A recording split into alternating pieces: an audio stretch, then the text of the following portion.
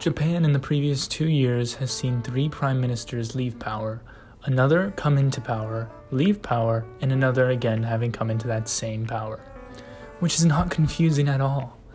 To adequately understand the situation as it has unfolded, we must first understand exactly what the position of prime minister is, the term limits thereof, and the history leading up to the rapid changing of those in the position.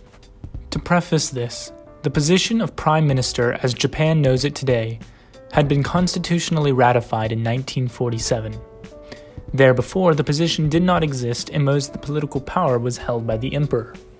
Since 1947, Japan has seen 64 prime ministers of varying success, of which Shinzo Abe has so far held office the longest, and had served penultimately to Yoshihide Suga, who had, in contrast, held office quite briefly. Shinzo Abe had initially taken office in 2006 and had resigned after only 1 year due to medical complications. However, Abe would return to power having been re-elected in 2012 and again in both 2014 and 2017, where he served until 2020, when he would resign once more due to the resurgence of his medical complications. Having been elected as prime minister 4 times, 3 of which being consecutive, and thus having served nearly a decade in total as prime minister, Abe stands as one of the most successful political figures in recent Japanese history. Shinzo Abe was a man who has definitely been in the hot seat during his tenure, though, for some questionable decisions and statements, to say the least. His tenure was made possible by the system in which the prime minister is elected, and the term limits those in the position may serve. In Japan, elections are held among the national diet, a place that has been wrecked time and time again by a radioactive lizard and a giant hormonal ape. The national diet consists of 2 houses, those being the House of Representatives and the House of Councilors, which is in contrast to the United States and its electoral system by which the populace vote for a presidential candidate, known as a direct democracy.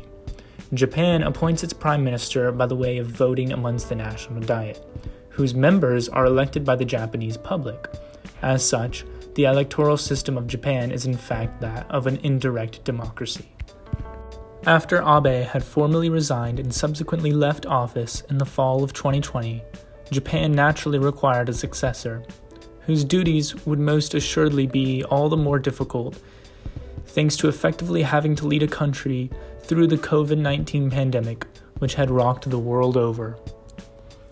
Yoshihide Suga, 73 years old, would serve as the president of the Liberal Democratic Party, as well as prime minister, a position he wouldn't hold long due to insurmountable public disapproval of his handling of the COVID epidemic, so he resigned after just 1 year in office.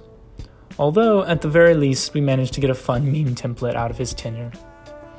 Thereafter, Japan would once again require someone to take the position and not merely lead the country, but also manage a raging pandemic. Naturally, following the resignation of Suga in October of last year, Fumio Kishida would enter the position, a seasoned veteran in politics, well experienced having served as the Minister of Foreign Affairs under Shinzo Abe, a longtime member of the Liberal Democratic Party, and an absolute stud who was once elected to the House of Representatives, serving in 1993 to 1996. Kishida's background and upstanding service to Abe during his premiership had made him a promising and qualified candidate for the premiership, which he took up on October 4th of last year. In the first few months of his premiership, Kishida has made some progress in thwarting the COVID epidemic, taking powerful measures such as closing the border in a desperate attempt to slow the spread of the Omicron variant, which has, despite Kishida's efforts, rapidly spread throughout Japan as hospitalizations and deaths have been reported to be reaching record numbers. Nevertheless, Kishida has vowed to ramp up vaccination rates to the point of administering 1 million boosters by the end of February, which would serve as a considerable start to a 100% vaccination rate in Japan, which is at the time of the creation of this project is by no means far off, as the vaccination rate of those having received 2 doses has risen from 70% at the end of October 2021 to 79% of February in this year. According to current reports from the World Health Organization, which not only placed Japan among the highest vaccination rates in the world, but higher even than other world powers, such as the United States, United Kingdom, Germany, and Russia. Moreover, the rate at which the Japanese populace has received a booster dose stands, according to the NHK, to be at 9%.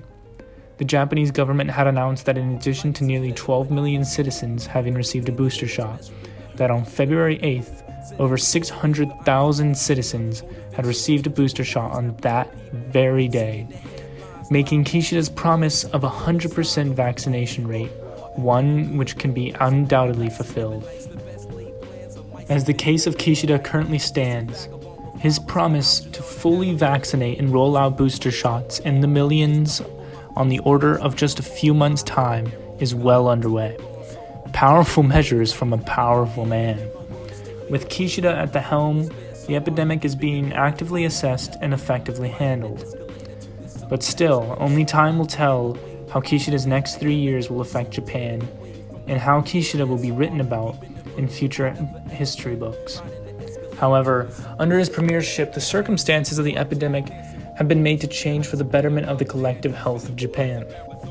Kishida will have a long road ahead of him if he wants to be a prime minister for the ages, and only time will tell if he has what it takes to move Japan into the future.